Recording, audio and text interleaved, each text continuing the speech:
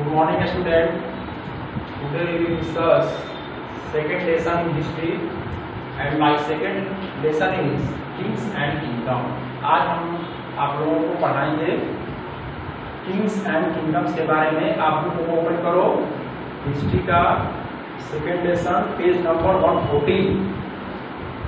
तो जब हम लोग बात करते हैं किंग्स एंड किंगडम्स के बारे में, यानी कि राजा और उनके साम्राज्य, तो ये हमारा एंशिएंट हिस्ट्री का एक टॉपिक है। एंशिएंट हिस्ट्री यानी कि प्राचीन भारत के इतिहास में हम लोग आज पढ़ेंगे इमर्जेंस ऑफ न्यू किंगडम। यानी कि इमर्जेंस मतलब क्या होता है? उदय होना, उत्पत्ति, यानी कि नए साम्राज्यों की उत्पत्ति जो हो रही थी वह 7वीं सेंचुरी में कैसे हुई। तो 7वीं सेंचुरी में क्या हुआ कि सबसे पहले मेनी हिस्टोरियन क्रिस हून आए, कुषाण आए, यहाँ पर फिर शक आए। They established their kingdom throughout North India and guarded the land from Arab and Turk invaders. मतलब कि यहाँ पर बहुत सारे ऐसे शासक आते गए जिन लोगों ने शासन किया। यहाँ पर बहुत सारे ऐसे विदेशी आक्रमणकारी आए। During the region of Harshvardhan, Connaught became the center of all political developments in India, North India। यानी कि हर्षवर्धन के शासन काल में कनौज, जो अभी फिलहाल वर्तमान में उत्तर प्रदेश में है, वह एक व्यापार का केंद्र कहो या फिर हर मायने में पॉलिटिकल डेवलपमेंट का एक बहुत बड़ा सेंटर कनौज था। On account of its strategic position, Kannauj fostered trade and commerce and high fertility of the soil and agricultural growth. Due to these all new kingdoms that sprang up after the invasion, Harshvardhan Empire were equally interested in acquiring control over Connaught। यानी बोल रहा है कि कनौज जो था हर्षवर्धन के शासन काल में एक बहुत बढ़िया प्रदेश था। इस मायने में था कि वहाँ की मिट्टी जो फर्टिलिटी थी, वहाँ खेती का काम, एग्रीकल्चर का काम जो होता था बहुत अच्छे से होता था। पॉलिटिकल जो व्यापार ट्रेड हमारे होते थे, या फिर और मायने में हम लोग बोले तो वहाँ स्ट्रेटेजिक पोजीशन, यानी कि राजाओं का पोजीशन बहुत बढ़िया था। शासन प्रशासन हर तरह की व्यवस्था सही मायने में थी। The beginning of the medieval Indian history was marked by a long struggle involving the Gujar Pratihar of Malwa, Rashtrakuta of Deccan and the Pal of Bengal to establish their supremacy over Connaught। देखो यहाँ पर दे रहे हैं आपके book में कि कनौज को लेकर 3 लोग कंटिन्यू रूप से वो उसको ऑक्युपाई करने के चक्कर में लगे हुए थे। ये लोग कौन थे? तो इसको बोला गया ट्रिपिटाइट स्ट्रगल, ट्रिपिटक युद्ध, मतलब कि संघर्ष कर रहे थे। ये लोग कौन थे? तो ये गुर्जर प्रतिहार थे, मालवा के, राष्ट्रकूट थे, दक्कन के, और बंगाल के पाल। ये सुपरमेसी स्थापित करना चाह रहे थे कहाँ? कनौज पे। और कनौज को लेकर ये हमेशा अपने में संघर्षरत रहते थे। Gurjara Pratihara were the dominant power in western India, parts of western and central Rajasthan and parts of central India. Initially they had been local officials who later succeeded in establishing independent principalities। बोल रहा है कि गुर्जर प्रतिहार का शासन जो था वो कहाँ था? इन लोगों ने अपने पावर को वेस्टर्न और सेंट्रल राजस्थान और सेंट्रल इंडिया में स्थापित कर रखा था। The long line of powerful rulers, इस साम्राज्य के सबसे पावरफुल रूलर कौन कौन से थे? तो नागभट्ट, जिसका शासन काल रहा 750 to 780 CE। He issued silver coins bearing the emblem of Varaha and incarnation of Lord Vishnu। इसने सिक्के चलवाए किसके? चांदी के, जो वराह लॉर्ड विष्णु का वह प्रतीक था। He also assumed the title of आदि वराह। उसने किसका टाइटल ले रखा था? आदि वराह का। यानी कि आदि वराह का टाइटल को किसने अपडेट कर रखा था? मिहिर भोज ने। मसूदी, जो एक फॉरेन ट्रैवलर था, wrote extensively about the power and prestige of the Gurjara Pratihara rulers। Masudi जो एक विदेशी यात्री था, उसने गुर्जर प्रतिहार शासकों के बारे में बहुत अच्छे से लिखा है। उसने कहा कि they were great patrons of learning and literature, वे साहित्य और कला के प्रेमी थे। Rajashekhar, the famous Sanskrit poet, was patronized by the Pratihara rulers, यानी कि राजशेखर जो संस्कृत का एक बहुत बड़ा कवि था, उसको संरक्षण किसने दिया? तो उसको संरक्षण गुर्जर प्रतिहार शासकों ने दिया था।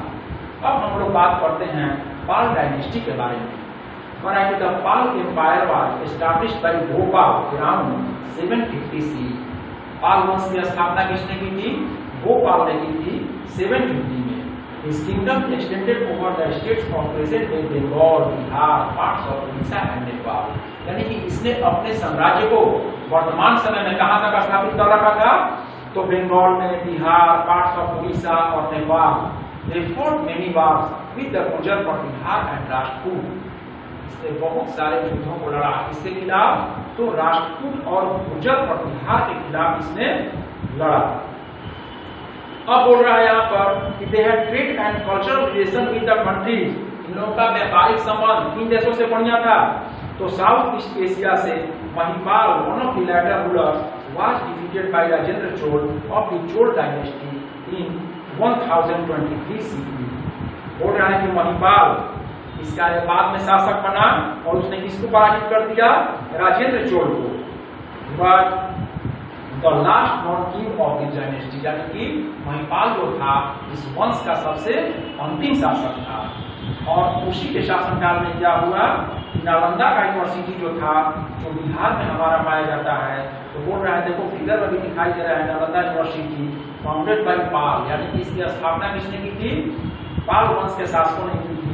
Was one of the most important educational institution and center of learning during this period। आप पढ़े भी हो नालंदा विश्वविद्यालय के बारे में, यहाँ से हजारों विद्यार्थी जो थे इस विद्यालय में विश्वविद्यालय में शिक्षा ग्रहण करते थे और विदेशी आक्रमणकारियों ने इसे बर्बाद कर दिया। शायद में भी इसका केस यही मिलता है कि इसमें आग लगा दिया गया था, जिसके वजह से यह शिक्षा का केंद्र जो था यह पूरा नष्ट हो गया। आज भी आप नालंदा के खंडहर देखते हो जाकर उस विश्वविद्यालय के बारे में, उस यूनिवर्सिटी के बारे में, तो आपको उस जमाने के अवशेष ऐसे ही सेम दिखाई देते हैं। अब हमारी बात आती है राष्ट्रकूट के बारे में। राष्ट्रकूट के बारे में अब हम लोग जानकारी लेते हैं। Rashtrakuta kingdom was established by Dantidurga, यानी कि राष्ट्रकूट डायनेस्टी का स्थापना किसने किया था? गंतिदुर ने। द वर्ड राष्ट्र इन संस्कृत मीन टेरिटरी, while कूट means chief territory. Prior to acquiring the status of a ruling dynasty Dakkan, the Rashtrakoot were the vessel of the Chalukyan center। यानी कि ये जो वंश था, राष्ट्रकूट डायनेस्टी जो था, तो इसने भी अपने शासन को कहां तक फैला रखा था? Solapur Maharashtra. Rashtrakuta they fought many war with the Gurjara Pratihara, Chalukya of बेंगी, Pallava of Kanchi and Pandya of Madurai. यानी कि राष्ट्रकूट डायनेस्टी ने भी बहुत सारे युद्धों को लड़ा, जिन युद्धों में गुर्जर प्रतिहार, चालुक्य, बेंगी के Chalukya, Pallava of Kanchi, Pallava of Kanchi and Pandya of Madurai के साथ इनका युद्ध हुआ। यानी कि इन लोगों ने बहुत सारे युद्धों को फॉट किया और एट लास्ट क्या हुआ कि the Rashtrakuta rule in Deccan lasted till the end of the 10th century। यानी कि 10वीं शताब्दी में राष्ट्रकूट डायनेस्टी का क्या हुआ? ये हमारा अंत हो गया। अंत होने के बाद क्या हुआ कि the rock cut cave temple at Ellora and Elephanta is modern day Maharashtra now to the UNESCO world heritage site in India were built by the Rashtrakuta rulers. इसको आप अंडरलाइन कर लोगे कि चट्टानों को काटकर बनाए गए जो हमारे टेम्पल हैं, एलोरा और अजंता की जो गुफाएं हैं महाराष्ट्र में, उसको यूनेस्को ने विश्व धरोहर की सूची में शामिल कर रखा है और ये राष्ट्रकूट शासकों के द्वारा बनाए गए ये टेम्पल हैं, मंदिर हैं। अदर प्रोमिनेंट किंगडम में हमारे कौन कौन से थे? तो अदर प्रोमिनेंट किंगडम में हमारे चौहान थे। पृथ्वीराज चौहान का आप लोगों ने नाम सुना होगा। Chauhan were the prominent Indian dynasty of north India, यानी कि नॉर्थ इंडिया का सबसे बड़ा शासक कौन से थे? वो चौहान डायनेस्टी के लोग थे, जिसमें चौहान और Chahamana dynasty of Ajmer was established in the 11th century. यानी कि 11वीं शताब्दी में इन लोगों ने अपने साम्राज्य को स्थापित किया था। Prithviraj Chauhan, the most outstanding Chauhan ruler, has ascended the throne of Ajmer about around 1169 से, यानी कि इस अजमेर पर शासन किसका हुआ 1169 में, तो चौहान डायनेस्टी का शासक हमारे थे Prithviraj Chauhan. He followed a policy of expansion, इन्होंने एक अपना नीति अपनाया हुआ था एक्सपेंशन। एक्सपेंशन का मतलब होता है कि युद्ध के द्वारा अपने साम्राज्य का विस्तार करना। Prithviraj Raso, the events of Prithviraj region have been described in Prithviraj Raso composed by his court poet and friend Chand Bardai. उनके दरबार में जो कवि थे चंद्रवरदाई, उनके द्वारा लिखा गया है बुक पृथ्वीराज रासो, वो बहुत इंपॉर्टेंट बुक है। इसमें पृथ्वीराज चौहान के गुणों का बखान किया गया है। तो पृथ्वीराज चौहान जो थे, Prithviraj Chauhan engage in the first and second battle of Tarain against Mohammad Ghori, यानी कि पृथ्वीराज चौहान ने मोहम्मद गोरी के साथ दो युद्धों को लड़ा। फर्स्ट बैटल हुआ तराइन में 1191 में, यानी कि 1191 में पहला युद्ध हुआ और 1192 में हमारा दूसरा युद्ध हुआ। पहला युद्ध में first battle of Tarain he defeated गोरी, चौहान ने किसको हराया, गोरी को। ये बहुत इंपॉर्टेंट है, इस लाइन को अंडरलाइन कर लोगे। फर्स्ट जो वार हुआ था, फर्स्ट बैटल हुआ था, युद्ध हुआ था 1191 में, उसमें पृथ्वीराज चौहान ने किसको हराया, मोहम्मद गोरी को। एंड 1192 में, यानी कि 1192 में जो सेकेंड टाइम का युद्ध हुआ, उसमें he was defeated and executed, यानी कि मोहम्मद गोरी उस युद्ध में विजयी हुआ। यानी कि पृथ्वीराज चौहान के साथ मोहम्मद गोरी का तराइन में दो युद्ध हुआ, 1191 और 1192 में। इसके बाद बात आती है कलचुरी शासकों की। Kalachuri is the dynastic name used by the kingdom central India and the parts of Karnataka. Kalachuri शासक जो थे, इनका शासन कहां था, north India, Madhya Pradesh, Rajasthan. The southern Kalchuri who ruled over parts of Karnataka and supposed to be offshoot of Arabia and Tributa dynasty, यानी कि इन लोगों ने अपने साम्राज्य को बहुत एरिया में फैला रखा था, नॉर्दर्न पार्ट में, या फिर हम लोग बोले तो साउथर्न पार्ट में इस डायनेस्टी ने अपने साम्राज्य को फैला रखा था। Their capital was महिष्मती, इनकी राजधानी कहाँ थी, Mahishmati. In the Narmada river valley, यानी कि नर्मदा नदी घाटी के किनारे इन लोगों ने अपने राजधानी बनाई थी, जिसका नाम था Mahishmati. There were the prominent members of this ruling class, including Krishna Raja, शंकरागना and Buddha Raja. Subsequently they shifted their base of Tripuri और देवर in central India, यानी कि ये जो शासक थे, इन लोगों ने अपने कैपिटल यानी कि राजधानियों को बना रखा था सेंट्रल इंडिया में, मध्य भारत में इन लोगों ने स्थापित कर रखा था। Southern Kalachuri rose to the power of Deccan, southern का जो कलचुरी डायनेस्टी था, इसने अपने पावर को बढ़ाया 1156 से 1181 में। The writers of Vachana there called Vachanakara poets, many other important work like Virupaksha, इसके सबसे इंपॉर्टेंट जो शासक था वह विरूपाक्ष था। Chalukya king Taila third and established the authority over Karnataka, Chalukya का किंग जो था चालुक्य तैलफ III, इसने अपनी साम्राज्य को कहां बना रखा था, कर्नाटक में। धरनी पंडिता एंड चंद्रग्रासा वर्णी बिजालया पुराना वे are also written during the region of southern Kalachuri, यानी कि कलचुरी शासकों के जमाने में भी बहुत सारी किताबों को लिखा गया। अब हमारी बात आती है चंदेल के बारे में।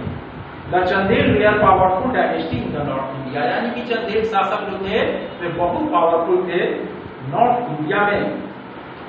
They ruled over central India from the 9th century to the 13th century, यानी कि इन लोगों ने अपनी साम्राज्य को 9वीं शताब्दी से लेकर 13वीं शताब्दी तक विस्तार कर रखा था। The kingdom of Chandela of Khajuraho was a part of the large empire of Gurjara Patiala. The founder of Chandela dynasty Nannuka was the ruler of a small kingdom, यानी कि चंदेल डायनेस्टी का फाउंडर कौन था, Nannuka. He was succeeded by his son Vakpati, a contemporary of प्रतिभा ruler विधि। इसको पराजित किसने कर दिया, इसके लड़के ने, वाकपति ने। जय शक्ति and Vijay Shakti, the two sons of Vakpati succeeded. और वाघपति के दो लड़के थे, इनके नाम थे जय शक्ति, और विजय शक्ति ने इसे पराजित कर दिया। अब बात आती है कि Jay Shakti the elder brother who ruled first was also called the Jay Jay, and from this name the region ruled by the Chandela acquired the name of Jejakabhukti. यानी कि यह बोल रहा है कि जय शक्ति जो एल्डर ब्रदर था, वह सबसे पहले शासन किया, वो ruled first was also called the जय जग। उसको किस नाम से जाना गया? जय जग के नाम से जाना गया। धीरे धीरे क्या हुआ कि ये डायनेस्टी बढ़ता गया। इसके बाद इसमें बहुत सारे ऐसे लोग आए। यशोवर्मन जो था, हर्षदेव का वो लड़का था, Yashovarman the son of Harshadeva was probably the most powerful among the early Chandel Kings. यानी कि चंदेल शासकों का वह सबसे बड़ा प्रतापी राजा था। Paramardideva the last important king of this dynasty. यानी कि इस डायनेस्टी का सबसे लास्ट किंग जो था वह कौन था? परमराजदेव। ये आप बुक में देख रहे हो, इसको पढ़ो। The battle between them ended the defeat of the Paramardideva. और इन्होंने युद्ध हुआ इसके साथ। परमारीदेव जो लास्ट इंपॉर्टेंट किंग था इस डायनेस्टी का, known in history for his conflict with the Chauhan king Prithviraj. यानी कि पृथ्वीराज से इस डायनेस्टी का युद्ध हुआ और इनका शासन जो था यहाँ से क्या हुआ, ये एंड कर दिया। इसके बाद हमारे आए the Garhwal.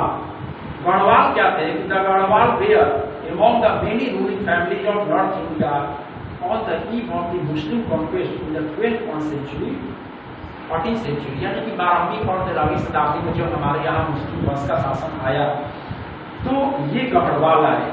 The ruling family perhaps originated in the area of Banaras and Awadh, Ayodhya in Uttar Pradesh. यानी कि अयोध्या और उत्तर प्रदेश में क्या हुआ कि इनका शासन आया।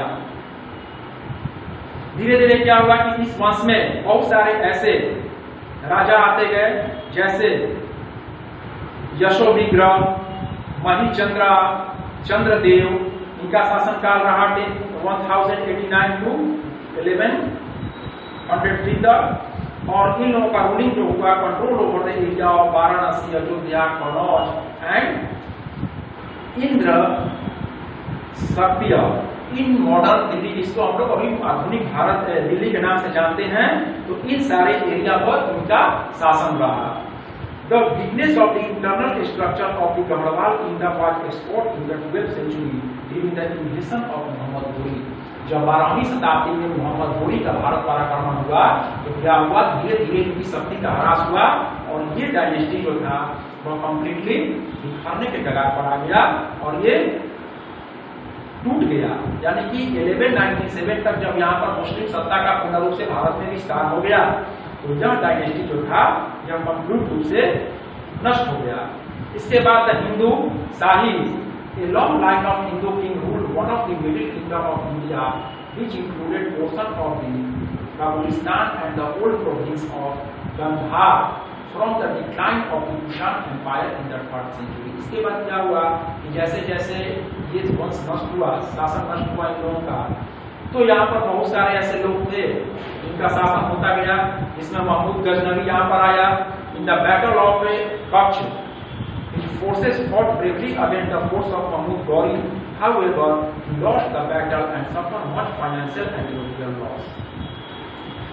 धीरे धीरे यहाँ पर बहुत सारे ऐसे शासक आते गए। भीमपाल आया, the son of Trilochan Pal, succeeded his father in the 1021 to 22। He was referred to the Utbi and eminent Ghaznipal chronicle him the fearless due to his courage of valor। यानी कि धीरे धीरे क्या हुआ कि बहुत सारे छोटे छोटे यहाँ पर शासक आए, जिन लोगों का डायनेस्टी जो था, साम्राज्य जो था, वह बहुत दिनों तक टिककर नहीं रह पाया और वो धीरे धीरे नष्ट हो गए। अब इसके बाद बुक में देखो ये pattern of administration during the period. The king headed the administration, यानी कि राजा जो होता था वह प्रशासन देखने का काम करता था। He was also the commander in chief of the army. वह क्या होता था? कमांडर इन चीफ सेना का होता था। उन लोगों ने बहुत सारे ऐसे टाइटल को लेने का था राजाओं ने, जिसमें महाराजा ध्याज की उपाधि थी, चक्रवर्ती का था। ये सारे जो थे वे टाइटल थे। द महामंत्री, जिसको हम लोग प्राइम मिनिस्टर के नाम से जानते थे, was the head of the council of minister. महामंत्री क्या होता था कि वह मंत्री परिषद में मंत्रियों का वह हेड होता था, जिसे हम लोग महामंत्री के नाम से जानते थे। अश्वपति क्या होता था कि अक्षर पतालिका ये रेवेन्यू मिनिस्टर था, और संधि विग्रहिका ये फॉरेन मिनिस्टर था, विदेश मंत्री था। विदेश मंत्री को उस जमाने में संधि विग्रहिका के नाम से जानते थे। महा Pratihara guard of the royal palace, यानी कि राजकीय भवनों का देख रेख का सुरक्षा का जिम्मा किसके जिम्मे था? इसको हम लोग महाप्रतिहारा के नाम से जानते थे। और राजपुरोहित ये रॉयल प्रीस्ट होते थे, यानी कि पुजारी होते थे। महासेनापति जो होता था वह आर्मी का कमांडर होता था, यानी कि एंशिएंट टाइम में इन सारे नामों से हम लोग अलग अलग लोगों को जानते थे। The directly administrative territories were further divided into bhuktis and mandal, यानी कि जो साम्राज्य था वह दो पार्टों में बटा था। प्रोविंस को हम लोग भुक्ति के नाम से जानते थे, और मंडल को हम लोग डिस्ट्रिक्ट विषय के नाम से जानते थे। The head of the district was called the विषयपति। जिला का जो हेड होता था, डिस्ट्रिक्ट का जो हेड होता था, उसको हम लोग विषयपति के नाम से जानते थे। एंड छोटे छोटे जो साम्राज्य होते थे उसको हम लोग भोजपति के नाम से जानते थे। Village and town administration, the village serve as the basic unit of the administration, यानी कि गांव जो होती थी वह प्रशासन की छोटी इकाई होती थी। And the headman and accountant of the village known as Gramapati, यानी कि गांव का जो हेड होता था, आज के जमाने में जैसे हम लोग मुखिया होता है, उसी प्रकार उस जमाने में जो हेड होता था उसको हम लोग ग्रामपति के नाम से जानते थे। उसका जिम्मा क्या था, काम क्या था? Look after local school, local विद्यालयों को देखना, सड़कों को देखना, वाटर टैंक, टेम्पल्स, मंदिरों को देखना, ये सारे जो काम होते थे उसके जिम्मा में होता था। किसके जिम्मा में? ग्रामपति जो होता था, गांव का जो हेड होता था एंशिएंट टाइम में, उसके जिम्मा में होता था इन कामों को देखना। मिलिट्री ऑर्गेनाइजेशन, सैनिकों की व्यवस्था कैसी थी? The arm force had a crucial role to play in the expansion of maintenance of the empire, यानी कि सैनिकों को देखने का काम कौन करता था? तो अभी मैंने आपको बताया कि उस जमाने में सैनिक जो होते थे, आर्म फोर्सेस को देखने का काम कौन करता था? महासेनापति। इसका काम था सैनिकों को देखना, सैनिकों को मेंटेन करना।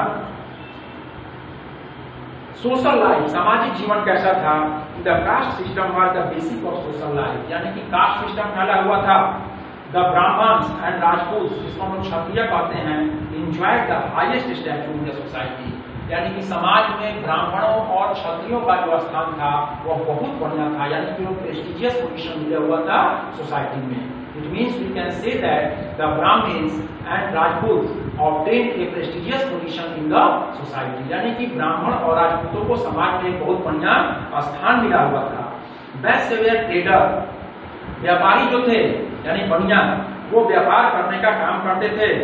सती and child marriage were practised, यानी कि सती प्रथा और बाल विवाह उस समय प्रचलित था, यानी कि यह प्रथा उस समय थी। पोलिगेमी वाज आल्सो कॉमन, यानी कि 2 शादियां 3 शादियों को करने की प्रथा उस समय थी। अर्थव्यवस्था की जो स्थिति बता रहा है, तो उस जमाने में अर्थव्यवस्था की जो स्थिति थी, तो agriculture was the major occupation of the people, यानी कि कृषि जो था, एग्रीकल्चर जो था, वह मेजर ऑक्यूपेशन था। The main items of exportware, spices, textile and precious stone, यानी कि आयात निर्यात का काम बहुत बड़े पैमाने पर होता था। जो हम लोग एक्सपोर्ट करते थे सामानों का, उसमें स्पाइसेस, टेक्सटाइल और प्रीशियस स्टोन थे। वाइल द मेन इंपोर्ट क्या होता था? तो हॉर्सेस, घोड़े, प्रीशियस मेटल, कीमती पत्थर, धातुएं और स्टोन्स, पत्थर, merchants operated through guild known as श्रेणीज, the chief of the guilds called श्रेष्ठीज, यानी कि उस जमाने में व्यापार जो था वो बहुत अच्छे से होता था। वो किस चीज का व्यापार करते थे? तो व्यापार करते थे हीरे जवाहरात का, मोतियों का, या फिर प्रीशियस स्टोन्स और टेक्सटाइल, कपड़ों का और स्पाइसेस का। अब बात यहाँ पर आ रहा है the kingdom of the south, the Chola, यानी कि चोल वंश जो था हमारे यहाँ फ्लोरिश कब किया? 800 से 1200 के आसपास। The glory of the Chol dynasty is in large measure attributed by Rajraj Chol first and Rajendra Chol first. तो चोल डायनेस्टी का सबसे फेमस जो शासक था राजराज चोल हुआ, उसका जो शासन काल था वह 985 to 1014, ये इसका शासन काल रहा। Rajendra Chola, the policy of war and conquest by defeating the Chera and the Pandya. Rajendra Chola ने किसको पराजित किया? तो चेर और पांड्य को पराजित करने का काम किया राजेंद्र चोल ने। He invaded श्रीलंका, उसने श्रीलंका पर आक्रमण किया and annexed its northern part to his empire, और अपने साम्राज्य को एक बहुत बड़े क्षेत्र में बढ़ाया। He also annexed the northwestern parts of the Ganga region, इसने गंगा क्षेत्रों में भी अपने साम्राज्य का विस्तार किया, कर्नाटक से लेकर ओवरऑल बेंगी तक। इसके बाद सेकंड आया राजेंद्र चोल फर्स्ट, ये राजराज चोल था। अब ये आया हमारा यहाँ पर राजेंद्र चोल फर्स्ट। इसका शासनकाल जो रहा वह 1014 से 44 सी तक रहा। Rajendra Chola was succeeded by his sun Rajendra first, यानी कि राजेंद्र चोल जो था उसको किसने हराया? Succeeded by his sun Rajendra first who continued his father expansion policy, इसने अपने पिता के राजनीतिक विस्तार के नीतियों को भी अपनाया। तो इसका शासनकाल जो था तो ये था कलिंग, जो अभी उड़ीसा के नाम से है, बंगाल, बंगाल तक इसका साम्राज्य फैला हुआ था। उस जमाने में Chola conquer of Ganga and build a new capital near the river Kaveri called Gangaikonda Cholapuram, इसने अपनी राजधानी को कहां बना रखा था? कावेरी नदी के पास, जिसको गंगईकोंड चोलपुरम के नाम से जानते हैं। और इसके बाद क्या हुआ कि इसने अपने साम्राज्य को बढ़ाया कहां तक? मालया, पेनिनसुला, सुमात्रा, जावा और नेबरिंग आइलैंड तक इसने अपने साम्राज्य को बढ़ाया। The Chol led an expedition that resulted in the conquest of Kadaram, Kir and Malaya Peninsula and Sumatra. इसने अपने साम्राज्य को, बहुत बड़े साम्राज्य को फैलाव किया, विस्तार किया। Thus the Chol navy evolved as the strongest in the Bay of Bengal region. इस प्रकार हम लोग कह सकते हैं कि बंगाल की खाड़ी में जो चोल डायनेस्टी था और जिसका शासक राजेंद्र चोल जो था, इसने अपने साम्राज्य को बहुत बड़े एरिया में फैलाया। ओके, अब हम लोग आगे पढ़ेंगे नेक्स्ट लेक्चर में चोल एडमिनिस्ट्रेशन के बारे में। बस आज के लिए इतना ही, पढ़ोगे अच्छे से और इसको समझोगे। ओके।